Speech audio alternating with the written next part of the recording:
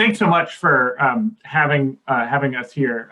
So Shelley introduced herself. So I'm going to be doing this presentation, but in the discussion, and if there are any questions, Shelley is also here to help address some of those things.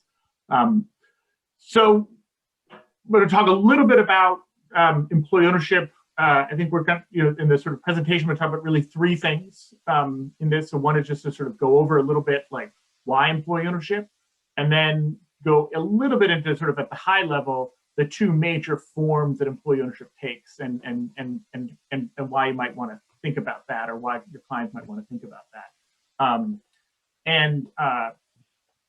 And so I think a lot of people know about and have heard about employee stock ownership plans.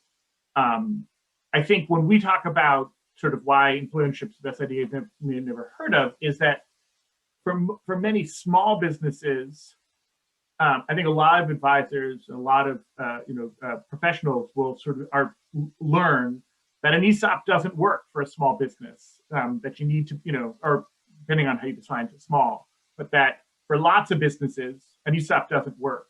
And that's true. But I think what we really want to talk about is there are other options for broad-based employee ownership that can work for smaller businesses. So that in fact, it's when you look at sort of the range of employee ownership, it really runs from probably the smallest is 3 people, right? If it's smaller than 3 workers, it's hard to call it an employee-owned businesses, right? Really not really any employees.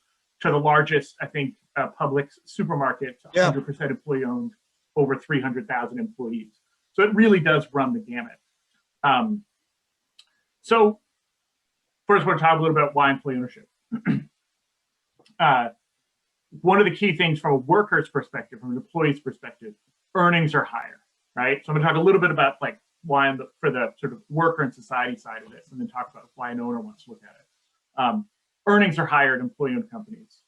There's not a trade-off of ownership and earnings.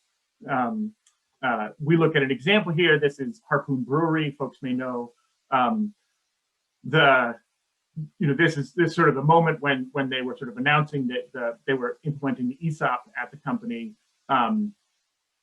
This is a company that sort of is sharing that value, sharing the sort of the wealth of that ownership with these workers. But it really is about the earnings for these folks is quite high.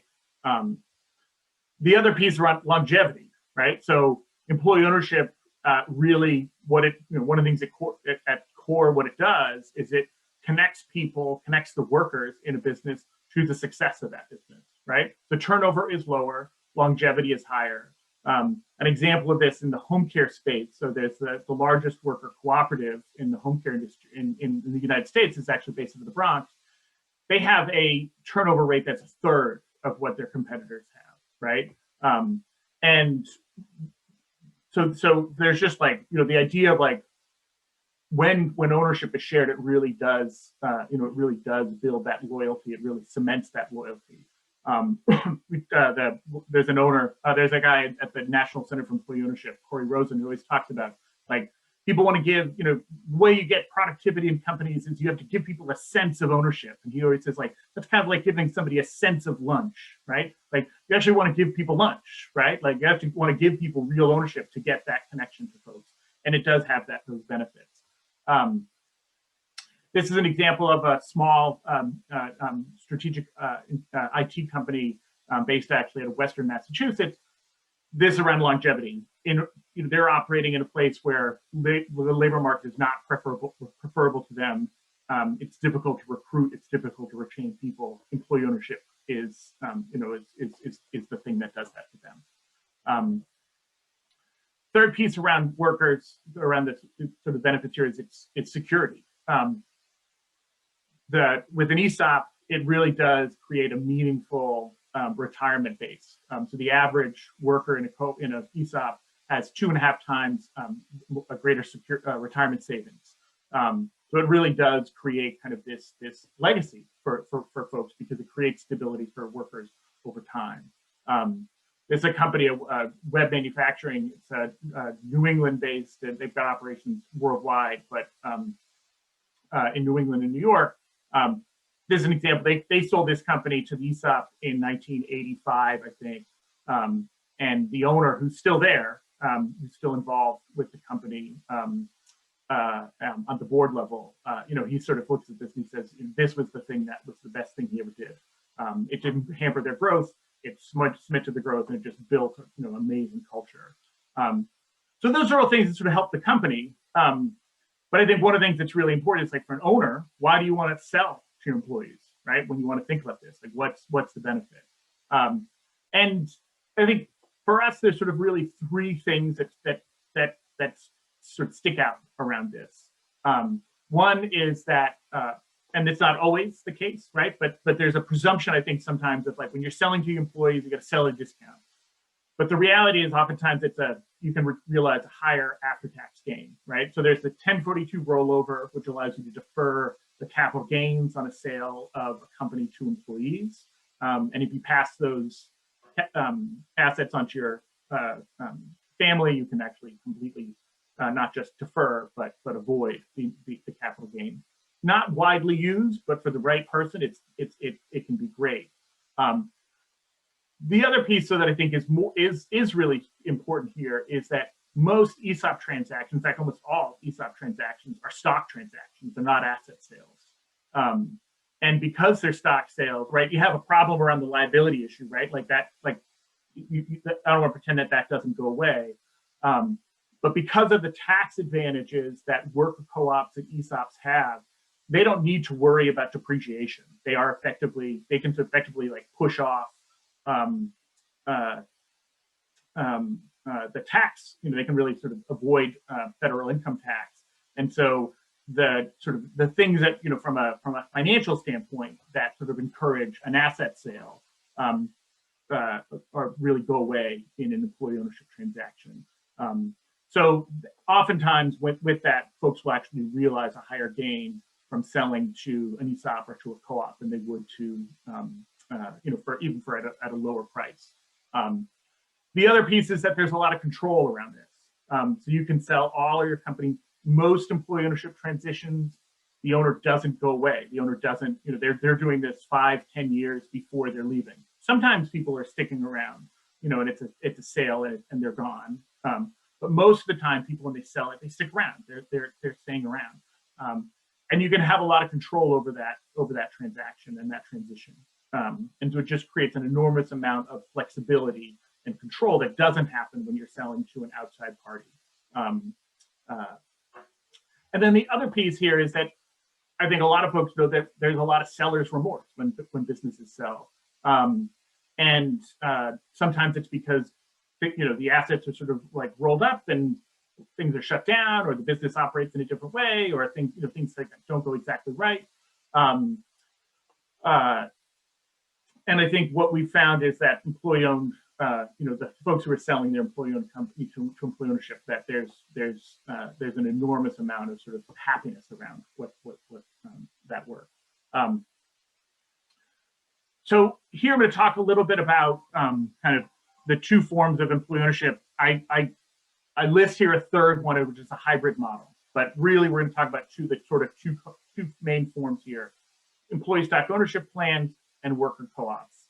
The vast majority of employee-owned companies in the United States are ESOPs. There's about 6,000 ESOPs in the US. There's about 800 to 1,000 worker co-ops. So it's very, there's just an enormous, like much more ESOPs. But worker co-ops, there's a lot of growth there. And especially for smaller businesses, it's a model that I think works really well. So an ESOP is it's a specialized stock bonus plan that allows you to invest in employer stock, right? It's a retirement plan. It's regulated by ERISA. It's regulated by the Department of Labor under ERISA. So it's a relatively regulated piece of thing to implement. It requires an independent trustee, or it requires a trustee. It requires independent valuation. It requires sort of like ongoing independent maintenance for the life of, to maintain the plan. It is so it's a relatively regulated piece of, a way to do ownership. However, there are a lot of sort of advantages that, kind of make that regulation worth it. Excuse me. And those primarily are tax benefits, right? So you can have an ESOP that's a C Corp, or you can have an ESOP that's an S Corp. For S Corp ESOPs, they pay no federal income tax in terms of the proportion of what they owe, what the ESOP owns. So if the ESOP owns 100% of the company, then the company pays no income tax. If the ESOP owns 30% of the business, then it doesn't pay tax on 30% of its earnings.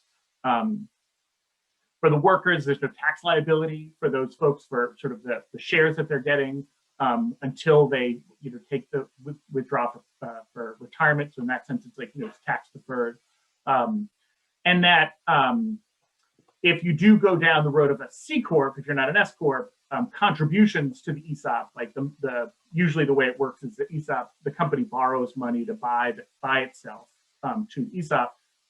The loan payments, both the principal and interest payments on that, are because they're considered contributions to a retirement plan, they're tax deductible expenses. So you actually can deduct the price of the principal payments of the loan, right? And I talked earlier about this 1042 rollover, deferment of capital gains tax.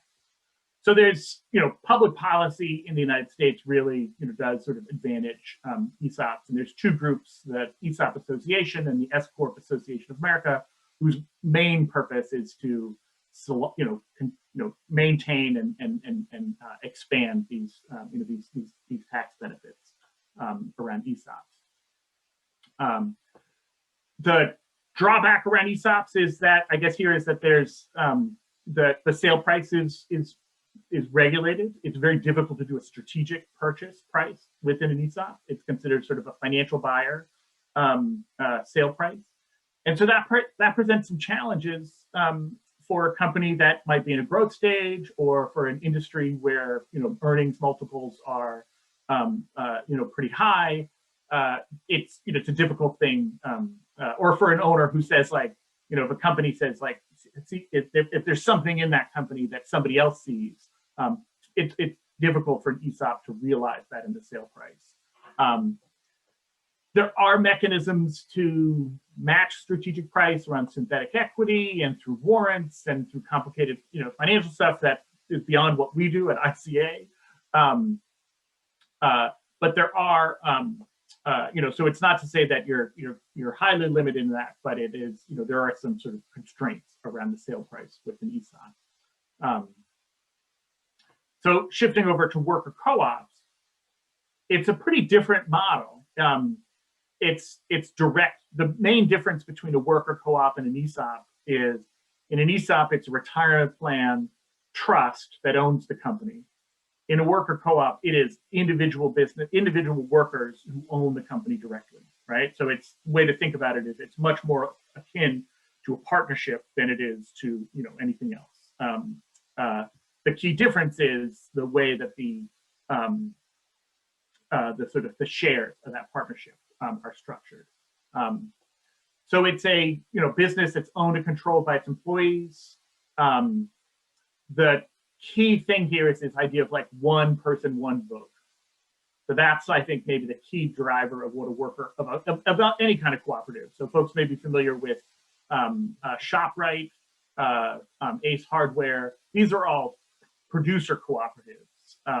They are not worker cooperatives, they're producer cooperatives. Every cooperative is driven by this notion of one member or one person, one vote. So it doesn't matter how long you've been at the company, it doesn't matter what your role is in the company, everybody has an equal footing when it comes to shares. So you're only allowed to own one share, and every individual gets one share. Not everybody's paid the same. There's managerial differences, there's differences in bonuses, there's differences in compensation. There's lots of sort of traditional differences in a business, but when it comes to shareholder issues, it's a one person, one vote basis. And just to talk a little bit more about that is the shares can generally only be owned by employees. The value doesn't change. So what that means is you actually, in a co-op, the value of the company is not tracked in the shares, it's tracked in the capital count. So the idea is if you buy a share for $1,000, when you come in 10 years time, your capital account will accrue earnings and accrue value, but that share stays $1,000. The idea being that then somebody else can come in and buy it. The sort of most successful worker co-ops in the U.S. financially, but then they all wound up collapsing and disappearing, were these plywood co-ops in the Pacific Northwest. These are folks, they went gangbusters. They did really well. They were more productive than their conventionally owned competitors. They then became more valuable, but because they didn't have this share, sort of, a membership share that didn't change price, what would happen is when a worker at the plywood mill wanted to retire or wanted to leave, they would look to sell their share to a new worker. A worker didn't have the money to do that. And so they wound up having to demutualize, sell to investors. And so all of that, all those businesses then became investor owned, and then subsequently actually became less productive. They lost a lot of the specialness that they had. So this sort of notion of this is where the democracy of a worker cooperative comes into play. A lot of people get turned off by this or get nervous around this. There's actually a lot of systems that you can put into place that really normalize this and make it make this work for folks. The tax benefits for worker co-ops is that any profits that are distributed and they don't have to be in cash, usually cash or paper. Any profits that are distributed to the members are not taxed. So it's sort of it has that tax benefit, and they're also eligible for that 1042 rollover for a selling owner. The sale price in a worker co-op, it's not regulated like an ESOP. So the sale price is negotiated. So it's very similar to any kind of transaction. The reality of this is oftentimes these are leveraged buyouts where people are using future cash flows to buy the company. And so, really highly strategic prices are difficult to finance in that regard. But they're not limited. There's sort of no structural limitation to that. The other piece that I think is important to note here is that, especially for a lot of small companies, the management team oftentimes is in a place to want to buy the company, but they don't have the resources to do so, right? They don't have the assets, they don't have the financial resources to do that. Once you open up the door to everybody to work with cooperative, there's actually a whole CDFI, Community Financial Development Institution, network of lenders that are sort of interested in doing this. And so when you go from selling to like a small cohort of workers to all of the workers, actually it's a whole host of banking financing stuff that's open that opens up to these companies. And so that I think is a really sort of intriguing opportunity, and a lot of folks don't know about that space, right? It's just like a thing that people aren't aware of. Want to end here by just saying one of the ways we can help at ICA is that if any of your clients, so ICA operates, we're a nonprofit, we operate nationally. We do fee-for-service work where we help, where we work, we have clients and they pay us to help sort of work through this transition. In New York City, the New York City Council has, through an initiative called the Worker Cooperative Business Development Initiative, actually makes grants available to organizations like ICA to help businesses pro bono. So if you've got a client who's looking at this, or somebody who might be interested in something like this, in the New York, whose operations are in New York City, ICA is in a position to help them on a pro bono basis. And so we are happy to talk about that. Hopefully, Kyle, you can make our information available to everyone. When we can make this presentation available to everyone, I can send it to you. But Shelley's information is up here, as is my information. if anybody's got questions, feel free to reach out to us. So I'm going to stop there and stop sharing my screen. So we can, if folks have questions or any questions, we could do that first, but then maybe move into the Sure. Thank you, David. Very good presentation. And by show of hands, how much of this is this new, if this is new to you, raise your hand for a second so I get a feel. So 1, 2, 3. Oh wow. Wow. But those of you to raise your hands, you guys are familiar with ESOPs prior or no? Okay, but not work cooperative. So, I mean, any questions you have for David, now would be a great time. And I mean, it was an eye-opener for me when I was first introduced. I was familiar with ESOPs, worker cooperative. I think Shelley was actually the first person when I met Shelley about a year ago.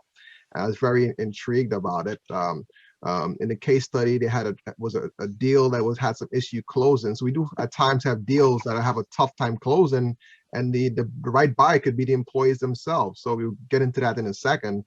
But I mean, let's open up right now. I mean, Mark, Judy, those of you raise your hands if you have any questions for Dave. Doug, go ahead, Doug. Yeah. So, David, what does the structure of a prospective candidate for an ESOP look like? By way of number of employees, staff, management.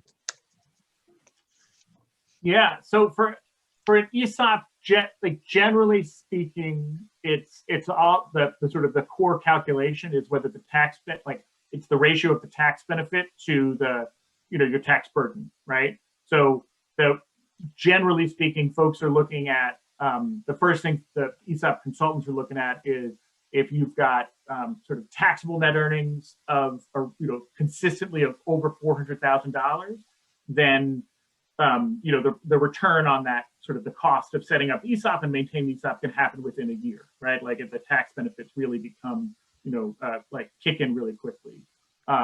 So from a sort of just from like the financial side of things, people are looking for EBITDA of $500,000 or north of $500,000.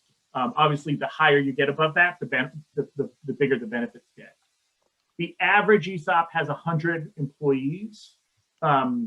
There are engineering companies, right, where there's a lot of costs related to staff, where they're smaller, right? So I think there are 12-person ESOPs and there are 300,000-person ESOPs.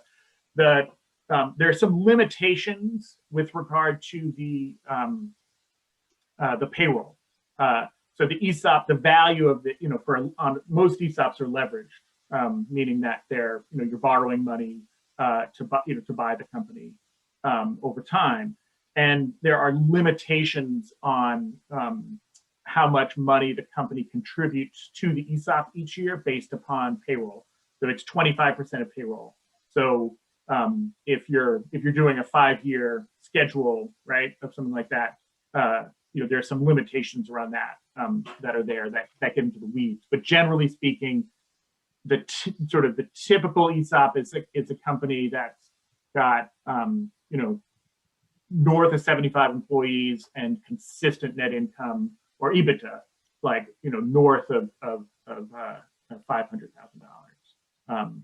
Whereas the typical co-op, we're looking at you're looking at a total value of sort of there's not the same kind of limitations with regard to the size, but generally speaking, the co-ops that we're doing are in the sort of like $800,000 to $5 million range of the total value of the company, right? So they tend to be much, much smaller.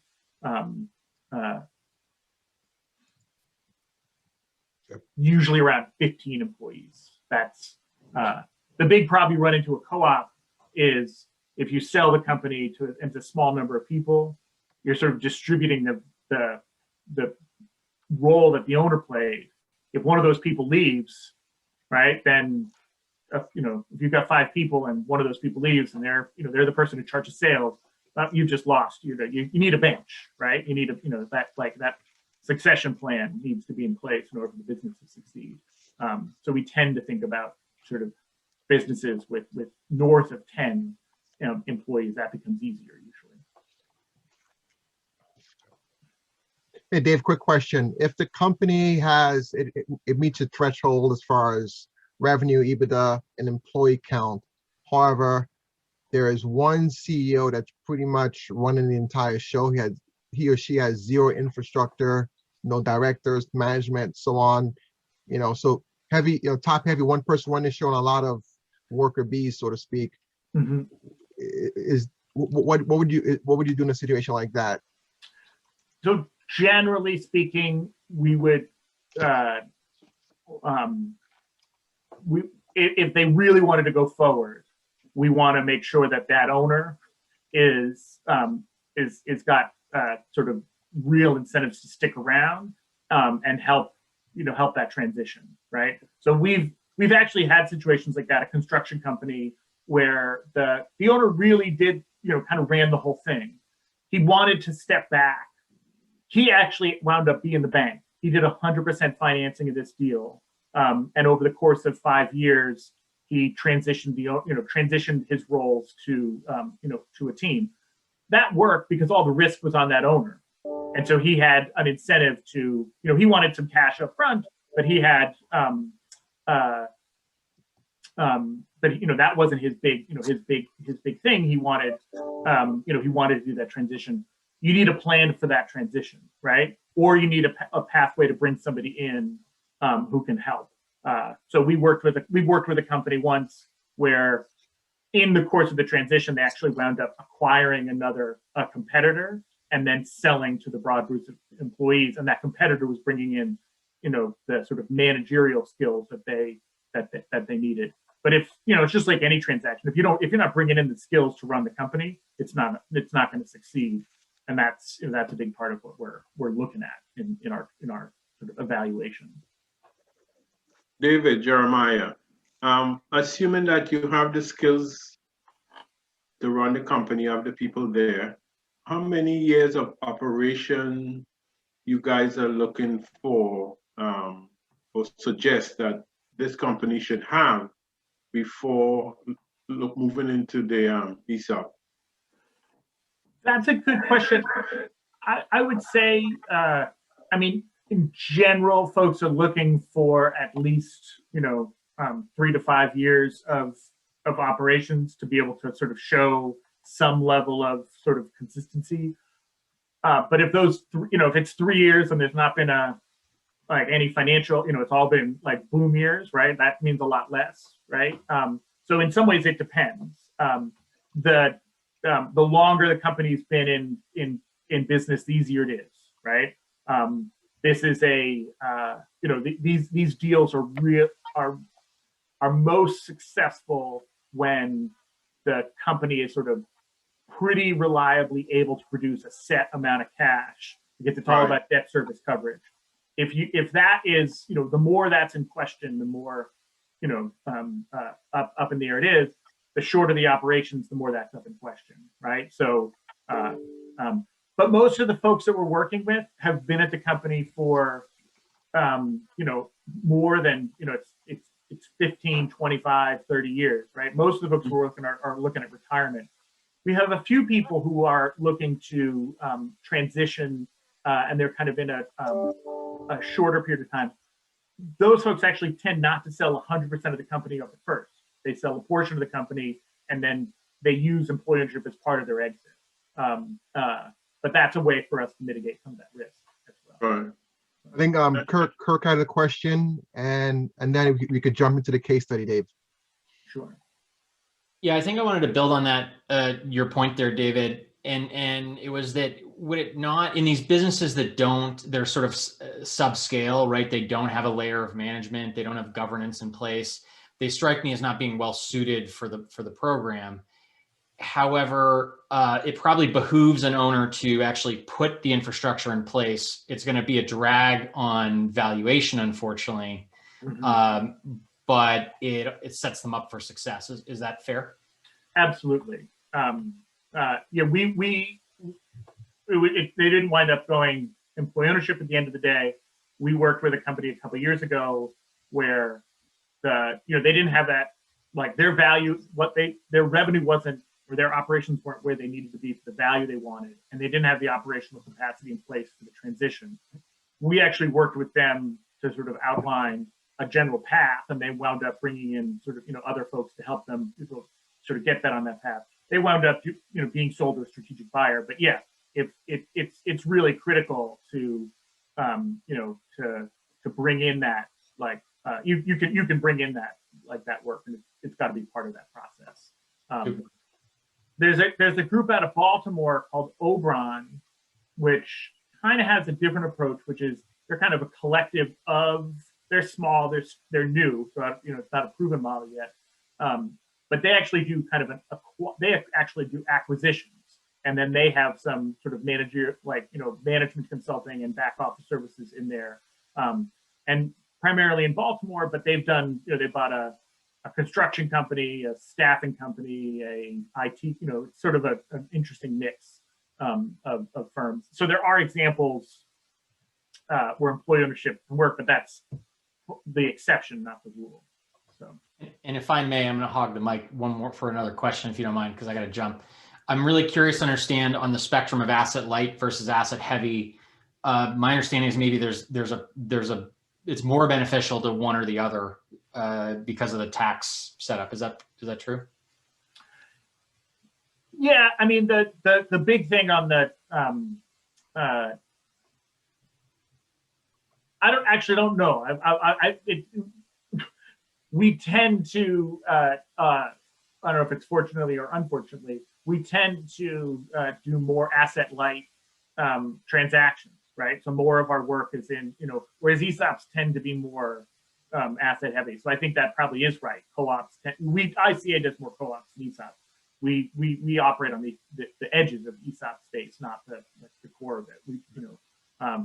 So I think it's more about the but yeah, most of our co-ops actually are pretty asset light, to be frank. Any final questions before we transition? Okay. Dave, I got one question. I don't know if you had mentioned this or not, but what's your source of funding? How? In terms of The work. the financing, or in terms of the work that we do with clients? I know there's some city programs out now. We could discuss that later, but I'm talking about your financing for your traditional worker cooperatives. Yeah, so most of the financing comes from CDFIs. So there's a mix of kind of impact investors,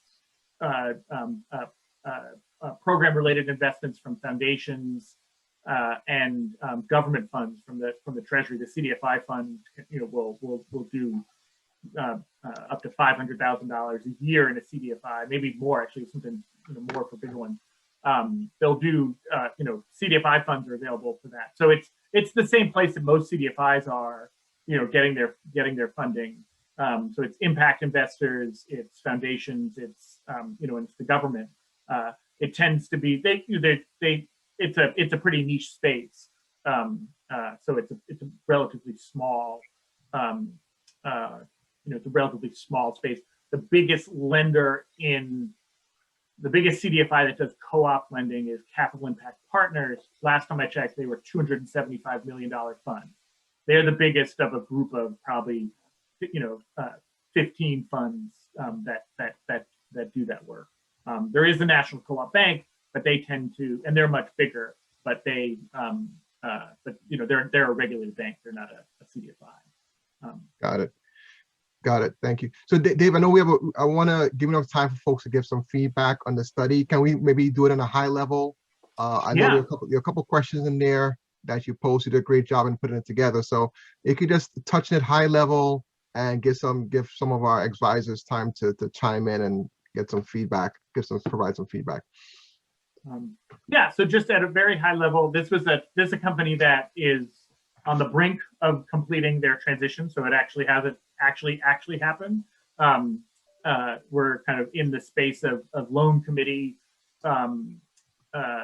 getting final approval on the financing of this, but every indication is that you never know, things always can fall apart at the end. but every indication is that this will be closing within the next couple months. This is about a 50-person landscaping company, operating residential, commercial. They're in the Northeast, so they close down much of their shop. They don't do plowing and that kind of thing in the winter.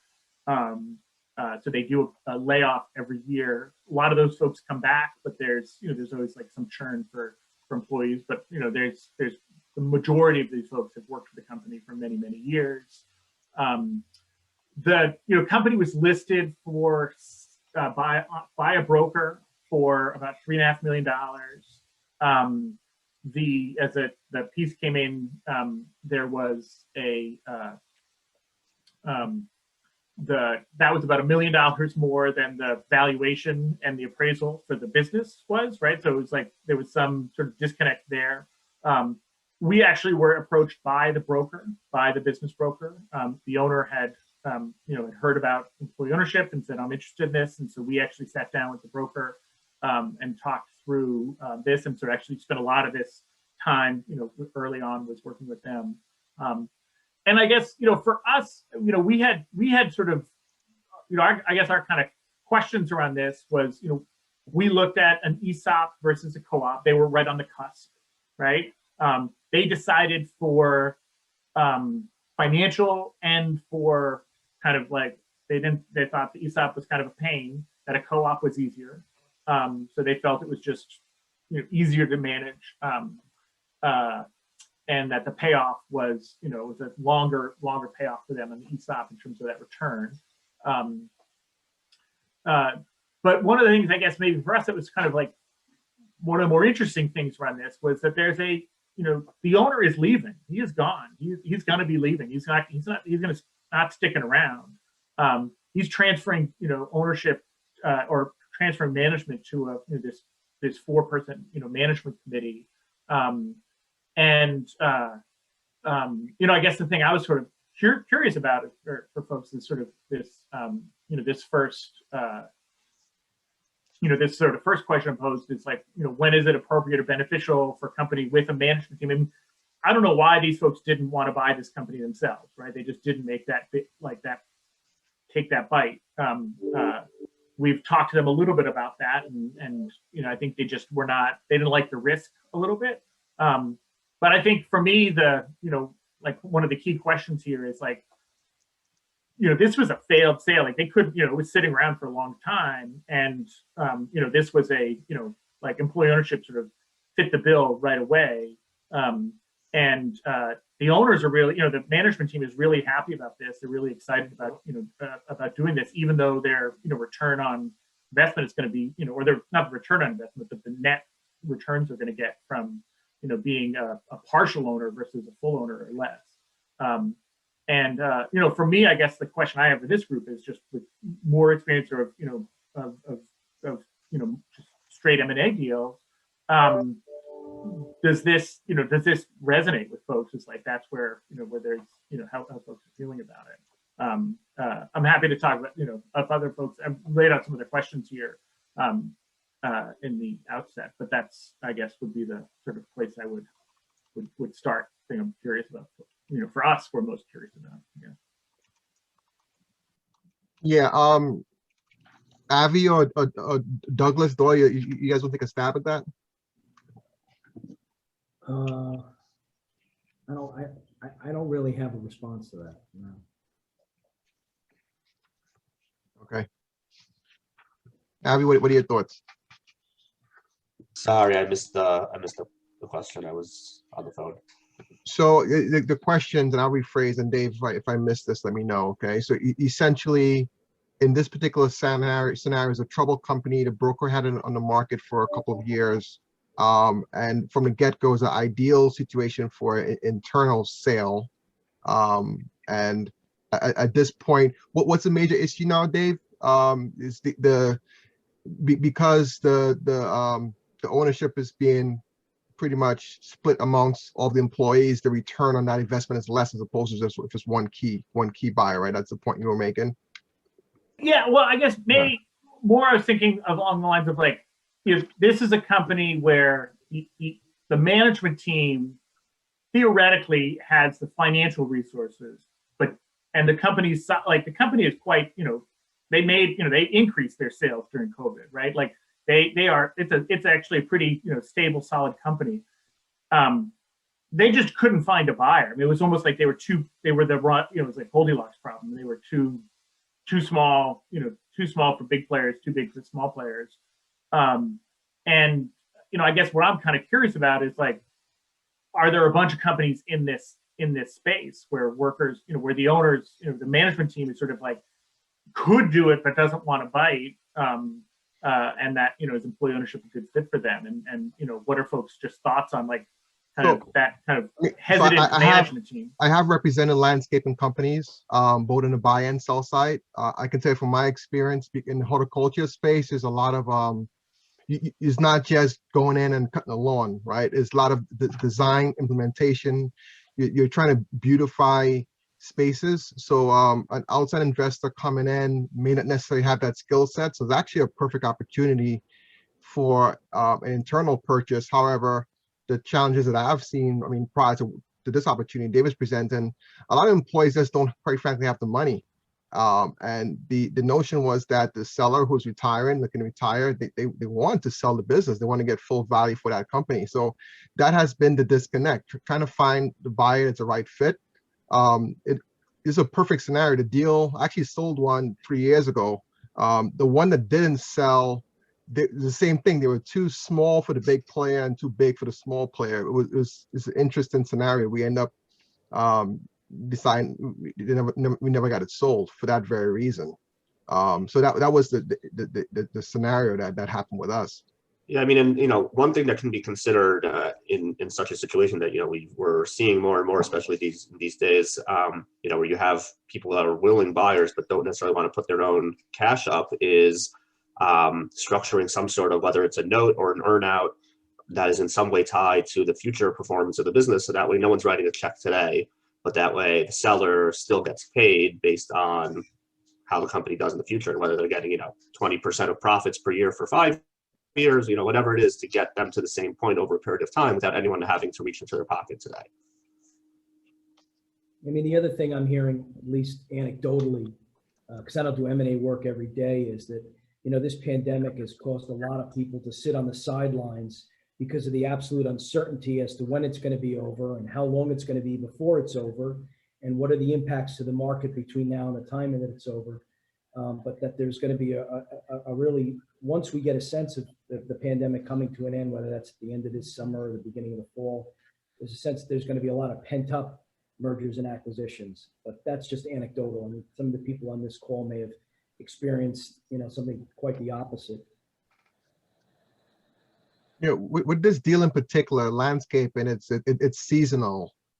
So building out that infrastructure, spending that money and building the team out, like the one that I did, he was using an outside company for his workforce. So when you're busy, you can scale up pretty quickly. So your first question, that was one of the biggest issues in building out infrastructure. We got it to a point where we found someone to help him, so he wasn't the person going out and doing the estimates. But it could definitely be a challenge in seasonal businesses and where there's no steady income. I was consulted with another landscaping company as well, and they did a little bit of snow removal in the downtime. But it's all the challenge. And to your point, Avi, I mean, we have seen a lot of earnouts since COVID, but quite frankly, I mean, I'm doing the deal right now. I mean, these sellers that have had down years last year, even delayed their sales, they want their freaking money. And so trying to mitigate the risk on both sides can always be a challenge, but you just have to make it valuable as for the seller, so that and make it known to them that they're going to get paid at some point. But if you want to get this deal done, you have to take some chips off the table and stay on for a little bit, right? And help with that transition. Yeah. Anthony, I know you do a lot of due diligence. You have probably seen a lot of ESOPs in your years with Grassi, I'm sure. Ours tend to be typically larger. but we do a lot of we represent a lot of engineering and architectural firms, so those tend to be more popular. I think over the last, I want to say over the last 5 years, we've probably seen 3 of them. Again, these are sizable transactions. They're complicated. There's a lot of tax structuring, and but again, on the larger side, our smaller ones we don't see it. I actually have a commercial cleaning company that's looking to sell, and I think we're going to have the same problem that you just mentioned. They're too big for they're too big. They're too small for a big company, and vice versa. So we're trying to figure out what to do, and the other challenge we're having, with COVID, he's killing it right now. He's doubling his EBITDA, and he's all excited. But I need to walk him off the ledge, because I said he's going to go away when things come back to normal, right? So he's hard to try to sell, but you have to be realistic. You're just having a great year. Enjoy it. You're probably going to enjoy it through the rest of this year. I don't know what that service is going to look like in 2022. People are going to continue to need it. But I think we're in the same situation you just mentioned. So it was a weird point. A $10 million company, $1 million EBITDA. There's some players that may be interested, but he may be too big for them. So it's and from a financial buyer, he may be too small, because they're not interested. Contemplating do some roll-ups, putting maybe 3 or 4 of his companies together. So I do have 2 leads to other companies that we maybe do. Maybe we could put those together and then roll those guys up to to a strategic buyer or a financial buyer. So those are the couple of options that we're struggling with, but very similar to what you just mentioned as far as challenges. Well, how many employees do they have? Don't forget that option. That looks like that might be an option too. We've got over 100 employees, but unfortunately, and we actually started talking about that. He does have a right hand person, but he's not sold that he can take it and that he can sleep at night after he gives the keys over.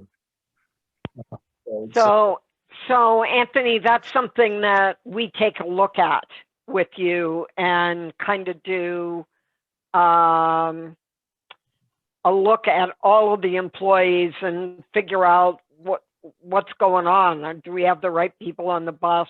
Do we of that kind of stuff? Yeah, interesting. Yeah, I will keep that in mind, Jack. I appreciate that. We sold a commercial cleaning company last year, Tony. And it was an earn-out deal. Client wasn't too happy, but during COVID, majority of deals have been earn-out, because as a buyer, you have no, you're not, is the money going to come back? I'm on the buy side right now for another deal where we are offering an earn-out, a percent of the business on earn-out, and the seller is jumping up because January and February had ridiculous months. He did 17 million in January, 19 million in February, and he usually does about 10 or 12 a month. And we explained to him, well, that's just lost revenue catching up on. That's not sustainable throughout the year. But he wants his money. So yes, it's always a negotiation there. Kind of get folks in the box of reality. Anyone else want to chime in? I know, Mark, what are you seeing in your end, and can you lend any conversation to the topic for today? You're on mute.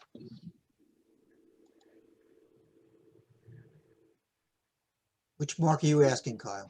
Oh, well, Mark Brazier. Okay, that's what I thought. I'm so sorry.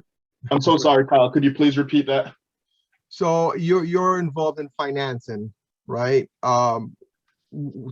If you could lend to the conversation, if you have clients, do you have clients that are involved in, like, explain a little bit more about your business and the type of capital you're raising funds for, the type of deals you're doing? The type of capital that could lend to this, the type of clients that we fund that could lend to this conversation would be more surrounding new markets tax credits. Because with the new markets tax credits, knowing that we represent a CDFI, Community Development Financial Institution, that's more of a higher dollar amounts that we will be looking towards.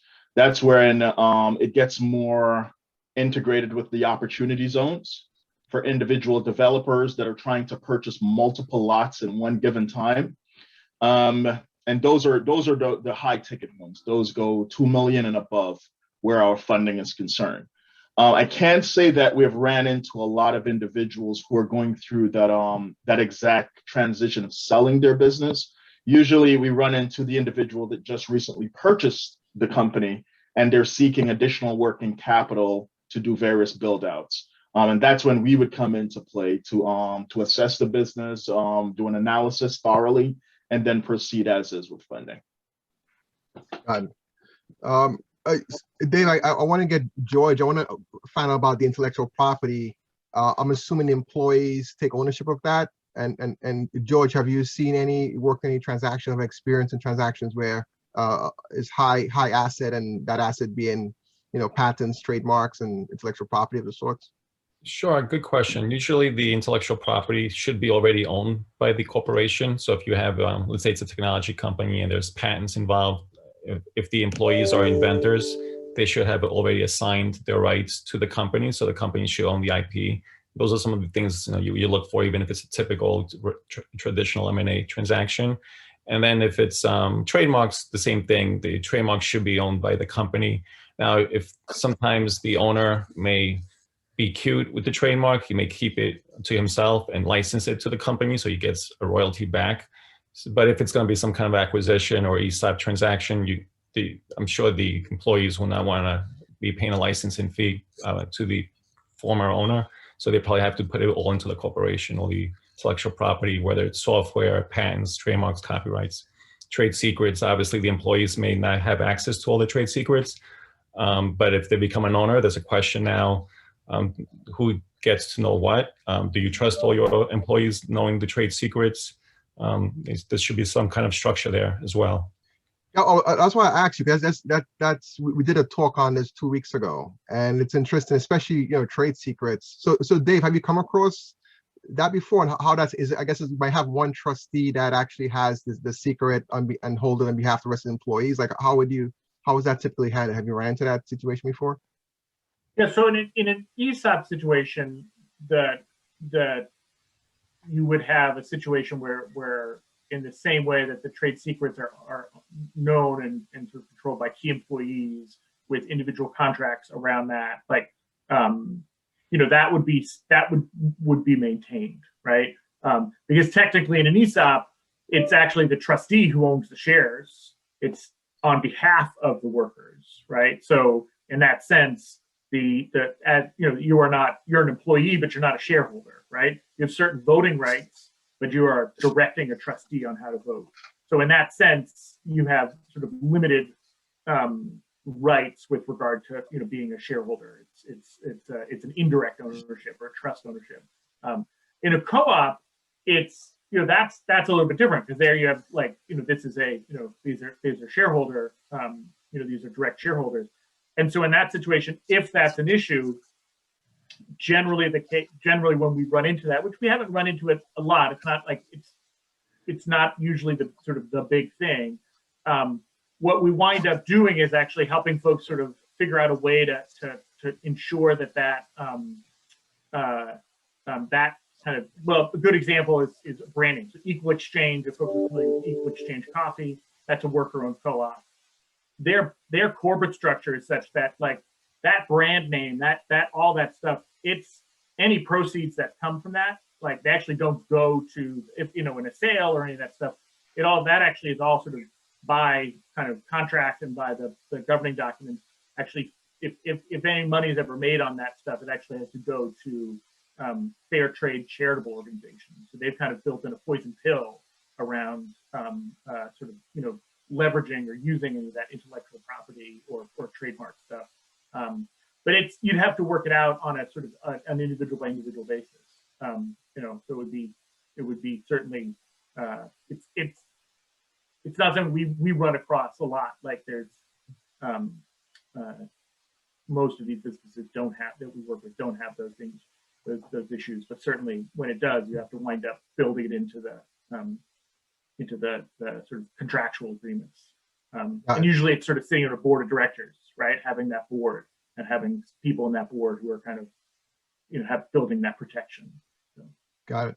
And Tom or Eric, from the employee, from the benefit side of things, a lot of times in an acquisition, all the policies are reviewed and so on. In a case where now you have this transfer of ownership to the employees, from your perspective, Tom or Eric or Dave, you want to chime in?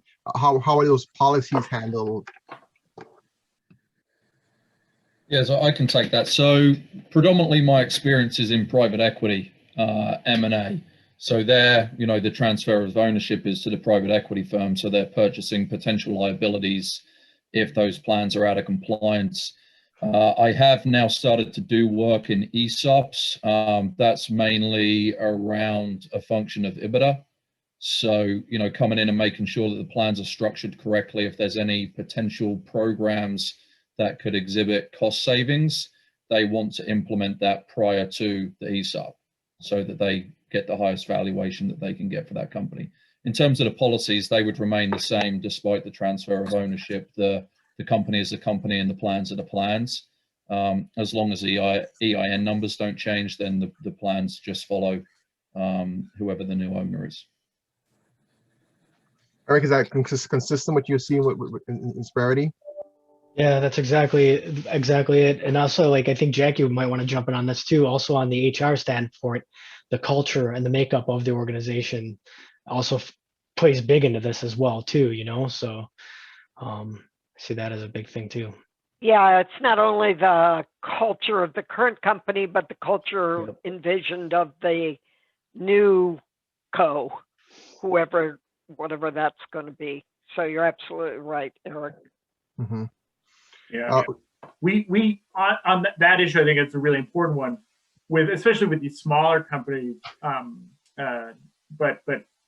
one of the things that we really stress to folks is, is that when you've got a sole owner, some days they have a shareholder hat on, sometimes they have a board of director hat, and sometimes they have a management hat. But because it's the same person, they're flipping back and forth.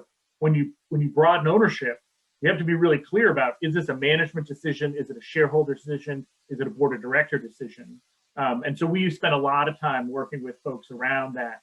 And in the spirit of don't try to change too many things at once, we really stress, you're changing your governance system in this process.